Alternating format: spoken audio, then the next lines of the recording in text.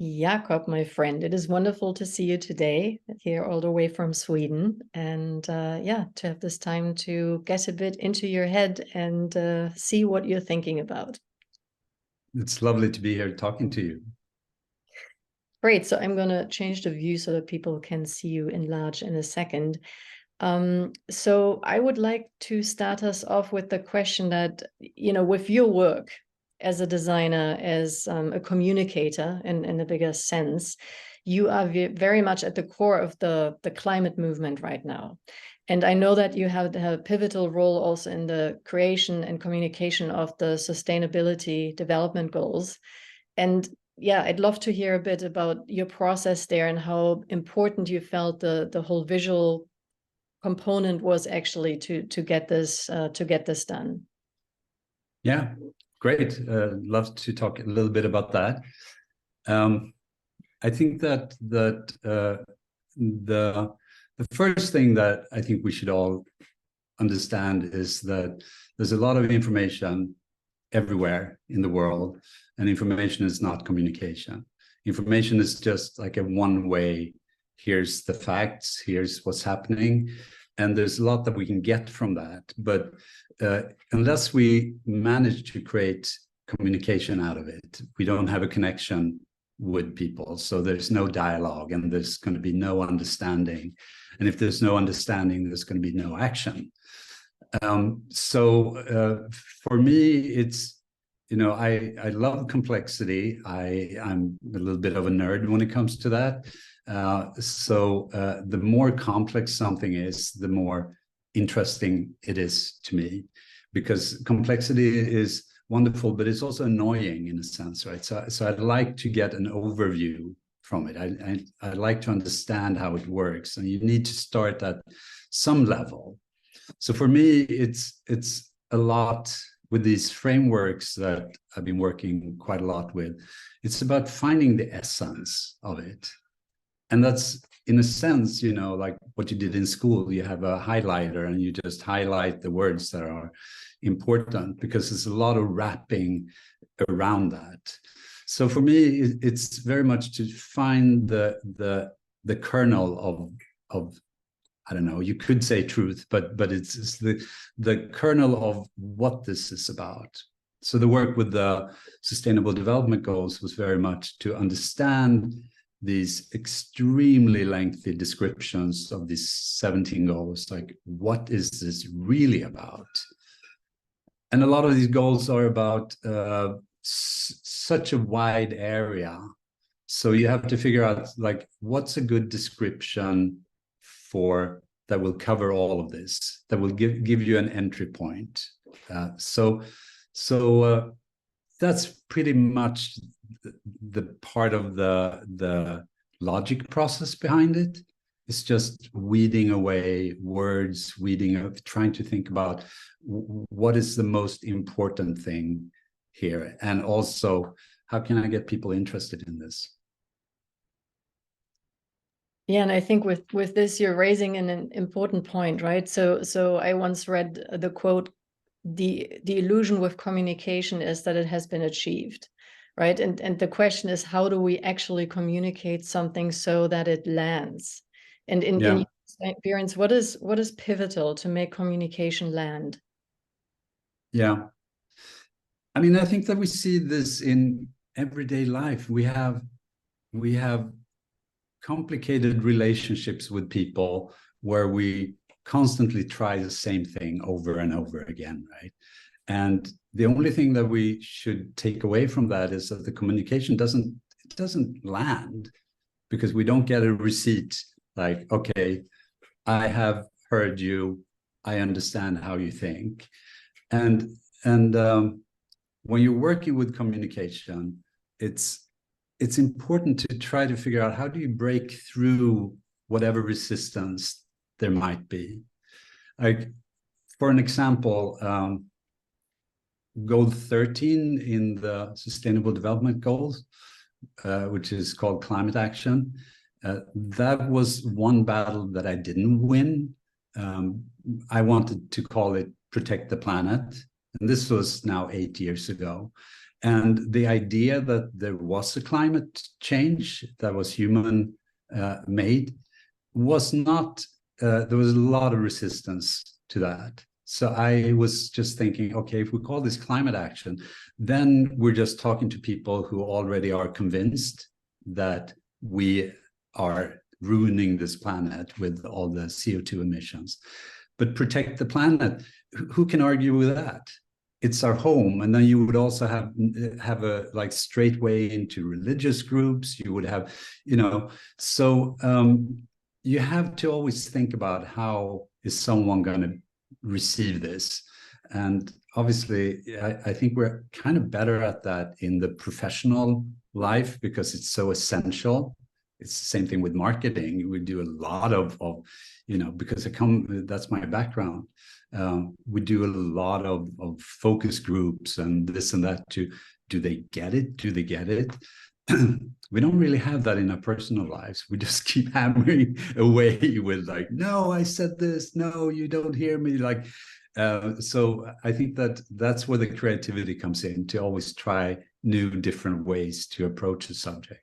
Yeah, I love that. And, it actually makes me think of something. So when I studied psychology, one of the topics that I studied was a theory called terror management theory. And according to that theory, when people are subconsciously reminded of their own mortality, something happens in our psychology, right? And the movement that happens is basically one of contraction, where people begin to engage in something called worldview defense. They begin to rebuke information that contradicts what they would like to believe in. They become over the board more conservative. And, now we are in a situation where some of the biggest movements, whether intentionally or not, trigger that fear, right? So we have the Extinction Rebellion, for example, where it's already in the title. And even though the title is, of course, correct, how do we deal with this? How do you feel we need to communicate around topics such as climate change in a way that it can actually reach those who don't already believe that that's an issue that we need to tackle? Yeah. That's really interesting. I mean, clearly, when we're talking about death and destruction, people recoil from that because it's a very unpleasant thought. So I think there are many factors that, for some reason, is working against this realization that not only do we have to change, but we have the power to change, and that's a positive force that will help us. So, I mean, it's hard because if we look at the world and we look at the progress now, when we're just past the half point of the global goals, we're not on track at all. And of course, I think that we're all procrastinators in a sense, but some of these things are so hard to transform. So we should be well on our way. So it's hard, I understand people who says, we're screwed, but it's not necessarily what makes people act. But you need those poles because you need hope, you need optimism, you need courage, and perseverance, which, by the way, are the 4 skills for acting in the inner development goals. But so because no one is going to jump aboard a sinking ship. That's not what we do. So, but it's like we have to play some kind of mental game with this, like the seriousness and the hope. So I'm sorry, I would just like to add one thing, that I think that there is, though, a larger resistance that comes from the male perspective of the world, which is like, when you grow up as a man, you're taught that you're the person who should have the answers. You should be the strong person. You should take care of your family. You should protect your family. Everyone is like, Dad, how does this work? How does this work? Can you help me with this? So we put this weight on men to be the purveyors of knowledge and knowing things. And of course, you know, men are extremely poor at knowing things. You know, women has higher emotional intelligence. So I think that what has happened with the climate is that there's all of these excuse me, all of these men in the world who's like, yeah, we built this world, we built airplanes and rocket ships and you know, everything, and it's all made with power. And then someone comes and says like, yeah, this thing that you've been doing is probably hurting the planet. And you have all the middle-aged men that are just like, what? Have I done something wrong? Everything I believed in progress, everything. So I think that there is a gender perspective to this, and which is why I think that, you know, the gender equality, the goal 5, is actually the best way to reach the goals really faster than any other way. But there are all of these forces in place. It's interesting to see, like, what can we hit? Where can we make the biggest change? So what I hear you say there is actually, in a sense, the role also of diversity. So gender diversity is one part of this, right? Listening to people who haven't been listened to so much in the past. Yeah, absolutely. And obviously, you know, indigenous peoples and local communities are, you know, they figured out how to live on this planet in harmony with it a long time ago. So they have invaluable knowledge about all of these things, but it's not part of the male, you know, powerful picture of a strong leader and you know, a powerful leader. So yeah, well, in a way we could say patriarchy screwed us all, right? Because I don't necessarily think it's men that's the problem, it's patriarchy that's the problem. And for men, women, and indigenous people alike, because that's also linked to colonialism and all the good stuff that we've brought to the world as white people. Yeah, that's right. But you know, now that we're smiling a little bit about this, what role do you think do humor and maybe also aesthetics play in enrolling our subconscious in dealing with things that are hard to deal with? Yeah. I think that, just, you know, we like simplicity in the sense that we like things that are beautiful, things that are obvious, things that we understand. We can feel like we're at home in this. And I think that we're trying to create messages that that can go to your heart. And you know, we're talking a lot about beauty and logic, because they're, you know, in one way you can talk about beauty as something of the heart and logic of something of the mind, but they're actually, you know, when you have if you solve a mathematical equation in the best way, there's elegance in that, there's beauty in that. So I think that in everything we I think humanity is just incredible, and we deserve to always look for the best solutions, to have elegance in what we're doing, you know. And that's what's happening with technology. One part of technology is very much about, oh, can we do this smarter, can we do this smaller, can we do this more energy efficient? It's all about beauty in that. And I think that people appreciate that when they understand it. So yeah. And you mentioned humor. I mean, I think that the thing with humor is actually just that humor is great because you give someone one ingredient, and then you give them another ingredient, and then there's a reaction, and that reaction is in your head. You have to figure it out yourself, and you're like, oh, that's funny. But the same thing can be true about knowledge. When you have like, aha, now I understand how that works. And I think those forces are hard-coded into humanity because it's part of our survival skills to just understand things. So we have a driving force that is like, I need to understand this because it makes me more secure, it makes me more feel at ease, and it makes me satisfied and happy. And this urge, because I agree, right? There's this urge in us. We're curious beings, curious animals, really. Yeah. And and I'm just thinking of what you were saying, the humor part. Like the question is, how do we activate this wanting to know more, right? And I was thinking of one of our common friends, Boaz Paldi, who's the creative director at the UN and created this famous campaign with a dinosaur who walks into the UN and criticizes humanity for basically financing their own demise by subsidizing fossil fuel. And it is a serious topic, but there is something endearing and also humorous about this dinosaur who gives humanity a lecture, right? So that was one thing that came to mind. And then the other piece was, that beauty piece. I think there's something about, we want to engage with things that are beautiful.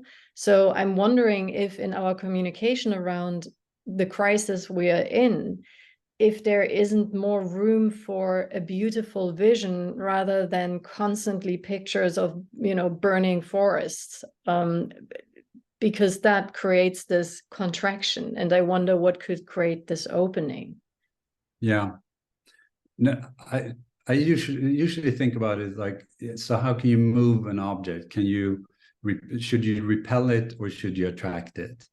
And I think, attraction, from a physical standpoint, they're basically as strong, the north and the south pole of a magnet.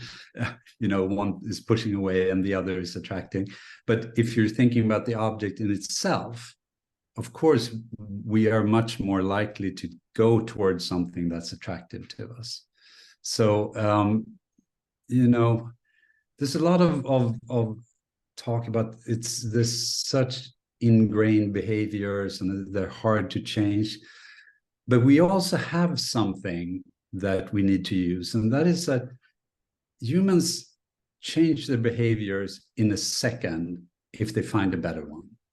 Like, if you've done something in a particular way and then you figure out, oh, there's a shortcut here, or there's something that's warmer, or whatever it is, we directly go to that.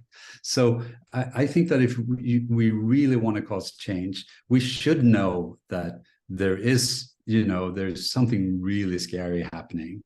But we need to pull people with a vision of where we're going, and make even, I just love this research that says that even like the absolute richest, the billionaires, they are happier in more equal societies, like, because there's a stress on all levels of society to have injustices, and I think it's the same thing with all of these solutions. And you can make a ton of money from ruining the planet, but you would, of course, if you could make a ton of money from not ruining the planet, you would do that. So there's a positive force here, and I think that we really always need to remember that. Yeah. But I think when I listen to just the last statement, as you know, money is one of the subjects that I'm quite passionate about. Yeah. And I actually think what is needed is an inner development that gets us away from this addiction to money and gets us away from this illusion that everything we touch needs to make us money, whether it's something positive or destruction, but to actually have something else to live for. And I know that you were also part of the founding team for the inner development goals. And I'd love to see, sort of from your perspective as a designer and communicator, how would you describe the role of inner development in facing this crisis and reaching our goals? Yeah. I mean, when you started to talk about money, obviously the power of money is that the brute force of money, the fact that you can do whatever you want when you have money. And that's part of the reptilian brain. And we have that, the survival instincts, and I think that our superpower, as you know, humanity's superpower comes to almost, you know, a total degree from the frontal cortex, where we can have abstract thinkings, and where we can say that, okay, I'm going to be generous because that's going to benefit me in the long run. And like, and I think that the inner development goals, they're trying to lift the skills that makes us happier, that makes it possible, that makes us feel at ease with ourselves, that makes it easier to coexist with other people, and makes it easy to move humanity with another script than just, okay, power, money, you know, those things. So I think it's interesting that we have been guided for a long time by, you know, 10 commandments, etc., and like, thou shalt not do this and that. So that's what people say, they're sort of moral guidelines that we have. I think those moral guidelines, they have nothing to do with religion. I think religion is a great marketing of those values that we have figured out as humanity, that we can go further if we're not being jerks to each other, if we respect each other. And so that's, you know, you can see societies that respected each other and didn't steal from each other and treated each other well, that they would just prosper more than a society of jerks, right? So that's also part of evolution, I believe. But the thing is that those guidelines were not built for the complex world that we have today. I mean, the foundation is still there, but today we need to understand more about how our thoughts work, how our you know, what's driving us. And the great thing with the inner development goals is, if you read the list, and they're 23 currently, we're updating it. It's crowdsourced, you know. So we have already spotted a couple of things that wasn't part in the first edition, but so it's a living framework. But if you look at these 23 skills, you want them all. There's nothing there that's like, nah, that's not for me, you know. And you just look at it, it's like, oh yeah, if I could have all of these capacities and skills, and I'm not gonna, you know, I know that you talk a lot about houses and rooms of different feelings that you can open. This is just like, can we open all of these things? Can we open up and have appreciation, and can we have hope, and can we be empathic, and can we have an inner compass? Can we have communication skills? Can we have complexity awareness, perspective? Like, all of these things is not like, yeah, I'll buy those three, but those are not for me. They're generally all things that it's like, yeah, that would be great. I'm going to get better at that. Mm. So that's how it becomes a driving force for change, because we can't change society outside of ourselves. You know, if we're a bunch of jerks, the world is going to reflect that. So we need to just be better at being good, you know, empathic, hopeful, generous, powerful, whatever human beings, but being a force for making life better for everyone. Yeah.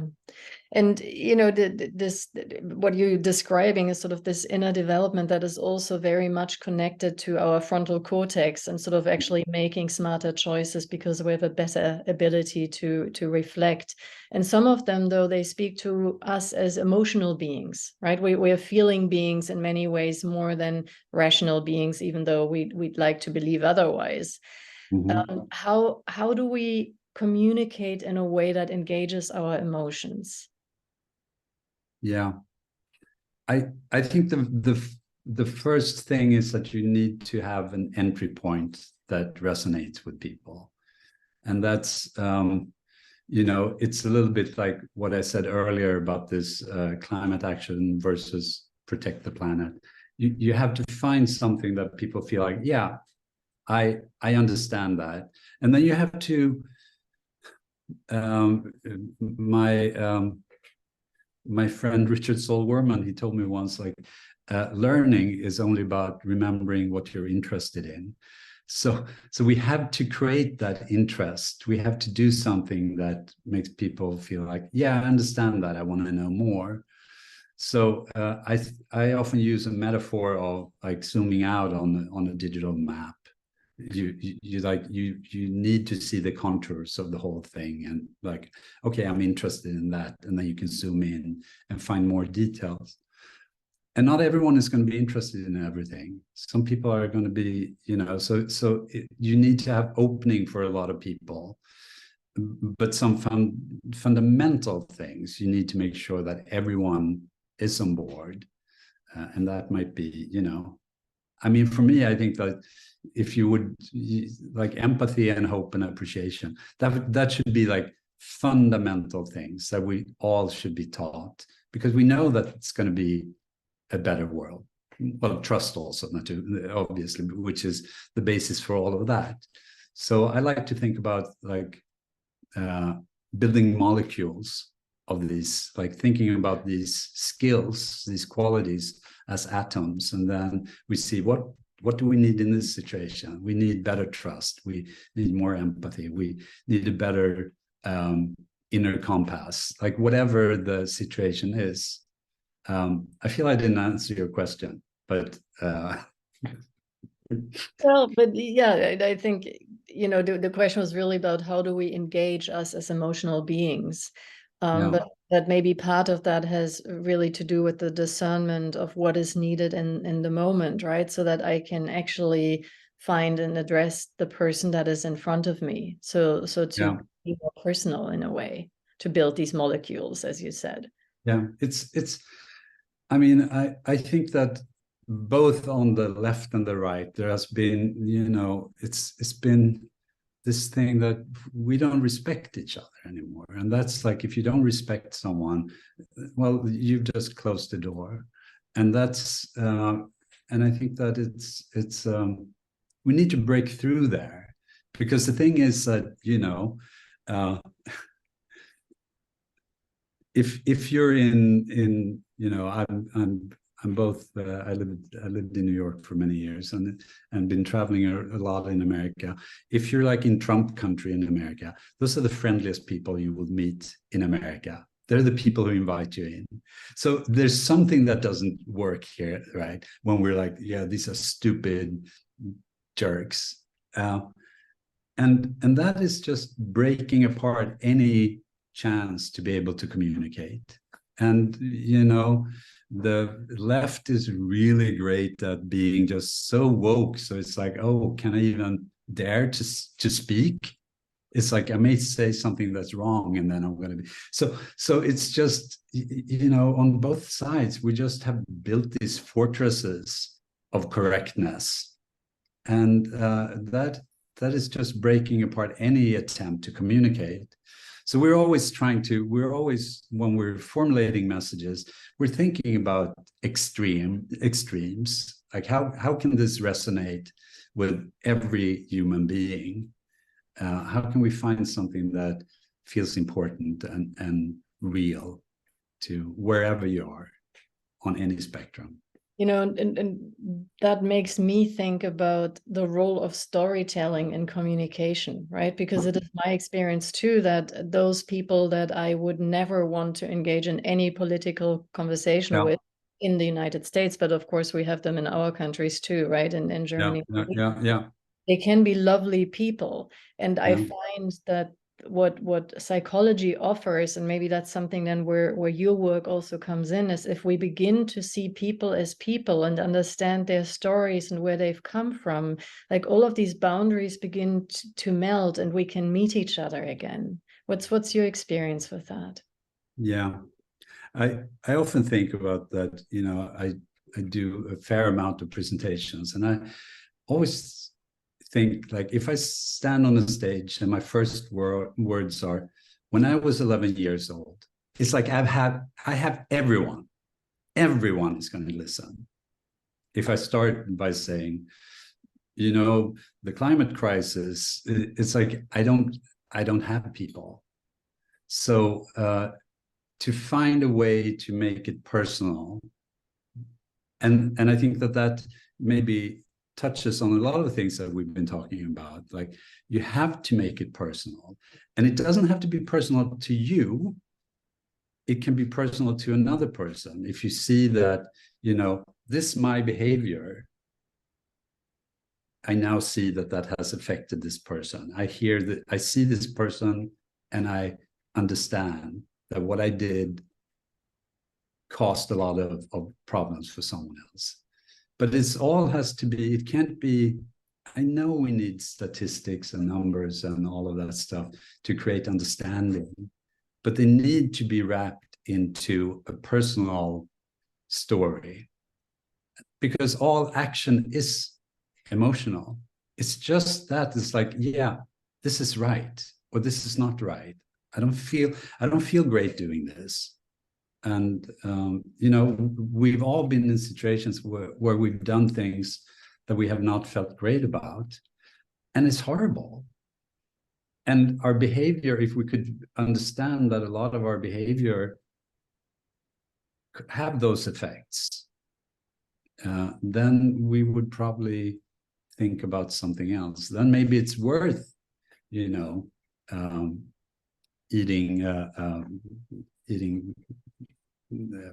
impossible burger instead of chewing on a cow. Yeah. I mean, it's because if we all the time goes through like, yeah, I like that, but I like this a little better, because a lot of things that's just making it so hard for us and is causing climate change and stuff. It's not that if we didn't do it, we would be poor and back to the Stone Age, as people are talking about. It's often like, well, you don't have to do that extra little thing, because this planet is so abundant with riches, and we're not going to lose our technology. We're just saying that, okay, so maybe we need to take time out and think, are we going to have a planet in 100 years? Because the thing is that, if we reach these horrible scenarios of 3 or 4 degrees, well, I mean, humanity is not going to disappear completely. Well, we might, fight each other to the death, but the planet is still going to be here, and the planet is going to be fine. But we don't see those scenarios. And the changes that we need to do today aren't that big.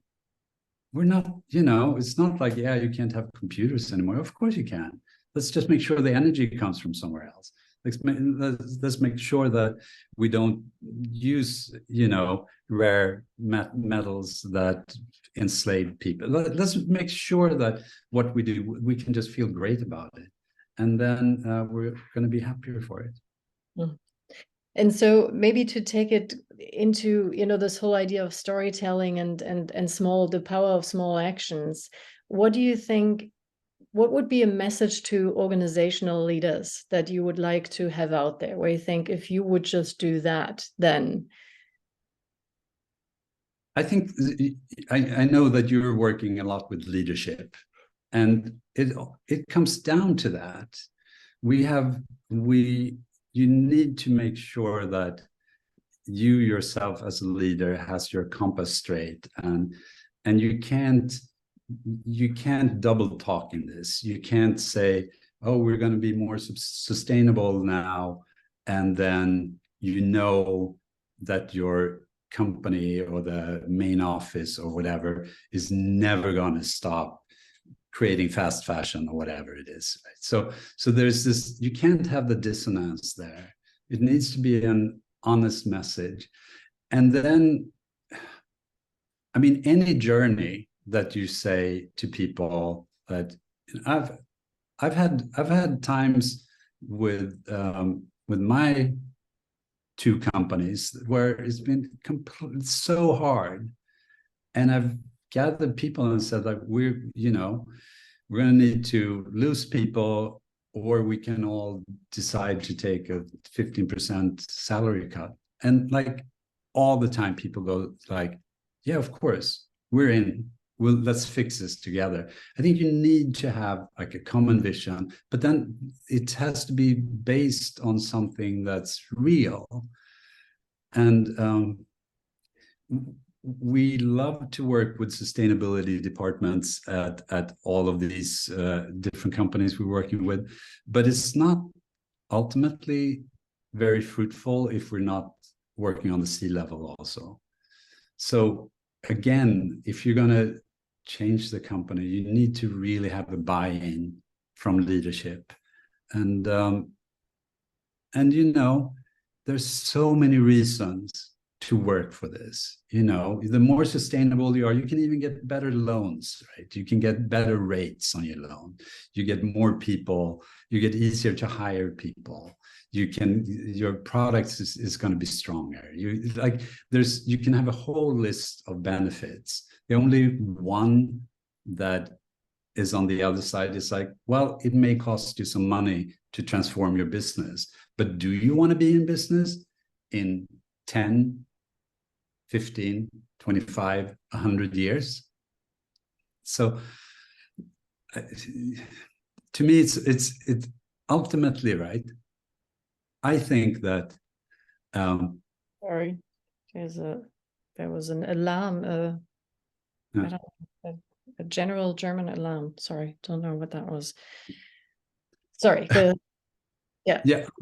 Ultimately, the irony, and I have a hard time to formulate this, but I'm not working with sustainability because I care for nature and animals and humans, and of course I do. But for me, the driving force is that I like elegance. I like elegant equations, and sustainability is about having the most elegant equations. It's mathematics for me. It's just, I'm looking at the equation of the society and I'm saying that, well, this doesn't work. You know, so for me, I was, you know, I was fairly good at mathematics, and then it got way too complex for me. But the elegance of a good equation, and I think that that's what you need to take to business. And it's not elegant to have an equation that means that you're going to be out of business in 5 years. So it doesn't add up. So that's what sustainability is all about for me. Yeah, I agree. And so final question for you, Jakob, what are the project you're most excited about, the projects or the project that are you most excited about right now? Well, the inner development goals is we have this summit in October, and it's really growing. We have, I think we have 400 hubs around the world, and you can just see the engagement for this. So that's just lovely. And we just actually yesterday finished the visual language for the inner development goals. So that's going to be launched in October. So I'm really happy and proud about that. And then we're working with biodiversity and are going to present a new framework around that starting later this year and early next year. And that's something that biodiversity, I think that we need to understand, everyone needs to understand that, because you say biodiversity and people think about bees or bald eagles or something, and you're like, yeah, it's fine, but we probably don't need that many species, right? There's a lot of them. But that's not what biodiversity is, because we are biodiversity. These are the conditions for life, and we're dismantling what makes it possible for us to live on this planet, because the planet doesn't care. And there's going to be other species that's going to take over on a warm planet, on a polluted planet, but it's like, do we care? Do we care about us? Do we want to be staying alive? That's what biodiversity is. So I think that it's a great framework, and it's also philosophical in a way, because it sort of reevaluates our relationship to the planet. So that's what we're working on. Thank you. I think that's a wonderful way to close this. Jakob, thank you so much for the conversation today, and I'm very much looking forward to looking at all of your answers and bringing that to our audience. Thank you. It's lovely to talk to you every time. Thanks.